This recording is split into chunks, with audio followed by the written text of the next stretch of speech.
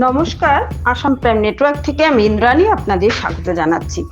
আসন্ন ২৯ মে থেকে হাইলাকান্দি জেলায় আরম্ভ হবে বিকাশ কৃষি সংকল্প অভিযান। আসন্ন ২৯ মে হাইলাকান্দি জেলার লালা বিকাশ খণ্ডে কৃষি এবং কৃষক কল্যাণ মন্ত্রণালয়ের দেশ জুড়ে পদক্ষেপ নেওয়া বিকাশ কৃষি সংকল্প অভিযান আরম্ভ হবে। জেলা প্রশাসন কৃষক এবং সাধারণ জনতাকে এই অভিযানে সক্রিয়ভাবে অংশগ্রহণ করার আহ্বান জানিয়েছে এবং কৃষি উন্নয়নের প্রসারের ক্ষেত্রে সামূহিক অংশগ্রহণের গুরুত্বের উপরে গুরুত্ব আরোপ করেছে। ২৯শে মে থেকে ১২ই জুন পর্যন্ত চলতে থাকা এই অভিযান দেশের ৭০০টি জেলার ১ থেকে ১.৫ কোটি কৃষকের কাজ রাষ্ট্রীয় পদক্ষেপের অংশ। হাইলাকান্দি জেলায় ৫টা উন্নয়ন খণ্ডের ১৬৮টি গ্রামে এই অভিযান চালানো হবে। হাইলাকান্দির উদ্যোগে জেলা কৃষি বিভাগ, পশুপালন বিভাগ, মিন বিভাগ এবং আসাম রাজ্যে গ্রাম্য জীবিকা অভিযান ASRM, হাইলাকান্দি জেলা প্রশাসনের উদ্যোগে কৃষি বিজ্ঞানী বিভাগীয় বিষয় এবং প্রগতিশীল কৃষক গঠিত দুটি সজাগতাকারী দল প্রতিদিন ৪টি বিভিন্ন স্থানে সজাগতা কার্যসূচি অনুষ্ঠিত করবে। এই অভিযানের মূল লক্ষ্য মোট ১১,২০০ কৃষক অর্থাৎ প্রতিদিনে গড় ৮০০ কৃষকের কাজ চাপানো। এই কেবল সজাগতা অভিযান নয়, হাইলাকান্দিতে এক শক্তিশালী এবং স্বাবলম্বী কৃষি পরিবেশ তন্ত্র গড়ে তোলার এক গুরুত্বপূর্ণ পদক্ষেপ। সকল কৃষক এবং অংশীদারকে এই অভিযানে অংশগ্রহণ করার এবং সম্পূর্ণ সুবিধা নেওয়ার অনুরোধ জানানো হচ্ছে। কার্যসূচির স্থান এবং সময়সূচি সম্পর্কে বিস্তারিত তথ্যের জন্য কৃষক সকল ওপরে উল্লেখিত যে কোনো বিভাগের সাথে যোগাযোগ করতে পারে। নমস্কাৰ, মোৰ নাম ডক্টৰ সৌৰভ শৰ্মা। মই কৃষি বিজ্ঞান কেন্দ্ৰ হাইলাকান্দিত বস্তু বিশেষ বিশেষজ্ঞ হিচাপে কাম কৰি আছোঁ। হয়, আপুনি যিটো সুধিছে এইটোৱে পূৰা মানে আমাৰ অল ইণ্ডিয়াতে এই প্ৰগ্ৰেমটো আমাৰ হ'ব।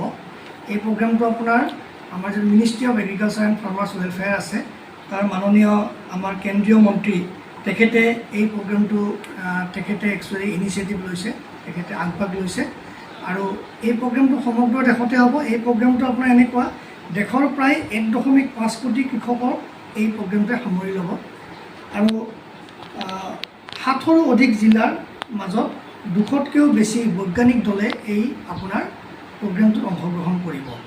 ঠিক তেনেকৈ আমাৰ হাইলাকান্দি জিলাটো আমাৰ ২৯ মে'ৰ পৰা ১২ জুনলৈকে এই প্ৰগ্ৰেমটো হ'ব। এই প্ৰগ্ৰেমটোত আপোনাৰ এনেকুৱা, এই প্ৰগ্ৰেমটোত আপোনাৰ দুটাকৈ টীম বনোৱা হৈছে। প্ৰত্যেক টীমত কৃষি বিজ্ঞান কেন্দ্ৰ, তাৰপিছত আপোনাৰ কৃষি বিভাগ, মীন বিভাগ আৰু পশুপালন বিভাগ, লগতে ASRLM, এই সকলো সামৰি এই টীমত টীম মেম্বাৰ আছে।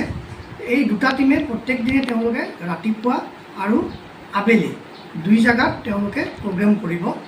টোটেল প্ৰগ্ৰেম আপোনাৰ এদিনত 4টা হ'ব আৰু তেনেকৈ 14 দিন যদি আমি চাওঁ, আমাৰ ইয়াত ৫৬টা প্ৰগ্ৰেম হ'ব, 56টা প্ৰগ্ৰেম আমাৰ ইয়াত হ'ব হাইলাকান্দি ডিষ্ট্ৰিক্টত।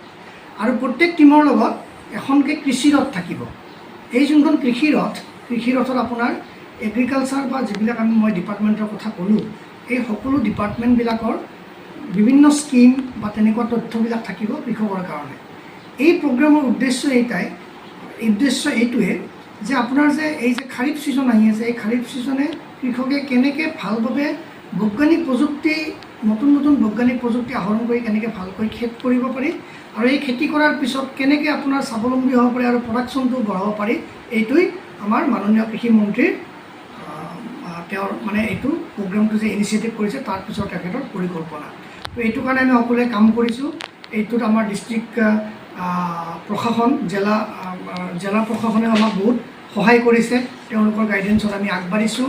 আমাৰ এইটোত ICR institute, ICR new Delhi, আমাৰ জোনেল অৰ্গেনাইজেশ্যন ICR আটাৰী, আমাৰ যোনবিলাক আমাৰ বিভিন্ন আপোনাৰ আমাৰ নৰ্থ ইষ্টত যেনেকৈ নৰ্থ ইষ্টৰ কাৰণে ICR ৰিচাৰ্চ কমপ্লেক্স আছে, তেওঁলোকৰ গাইডেঞ্চ আমি পাইছোঁ। আমি এই প্ৰগ্ৰেমটো অতি সাফল্যমণ্ডিত কৰিবলৈ আমি চেষ্টা কৰিছোঁ। অহাকালি এই প্ৰগ্ৰেমটোৰ শুভাৰম্ভণি হ'ব, মনাচৰা জিপিত শুভাৰম্ভণি হ'ব আৰু এইটোত আমাৰ কালি যিখিনি কৃষি ৰথ থাকিব, কৃষি ৰথ 2খনেই কৃষি ৰথ কালি তাত থাকিব আৰু এই প্ৰগ্ৰামটোত আমাৰ এতিয়ালৈকে কনফাৰ্ম হৈছে আমাৰ DC মহোদয় তেখেতে এই প্ৰগ্ৰামটোত জইন কৰিব আৰু আপোনাৰ তাতে এই কৃষিৰত দুখনৰ ফ্লেগিং অফ হ'ব আৰু তাৰ পৰাই দুটা টিম নিজৰ নিজৰ বেলেগ বেলেগ জেগাত তেওঁলোক গুচি যাব আৰু বেলেগ বেলেগ জেগা মানে কি আমাক ইনষ্ট্ৰাকশ্যন দিয়া হৈছে যে হাইলাকান্দিত যিমানটা ব্লক আছে প্ৰত্যেকটো ব্লক টাচ কৰিব লাগিব সেই হিচাপে আমি দুটা টিম বনাইছোঁ তেওঁলোকে বেলেগ বেলেগ ব্লকত তেনেকৈ আমাৰ অলৰেডি ৰুট মেপ বনোৱা হৈ গৈছে সেই অনুযায়ী তেওঁলোকে বিভিন্ন ঠাইত ডেইলি দুবাৰকৈ যাব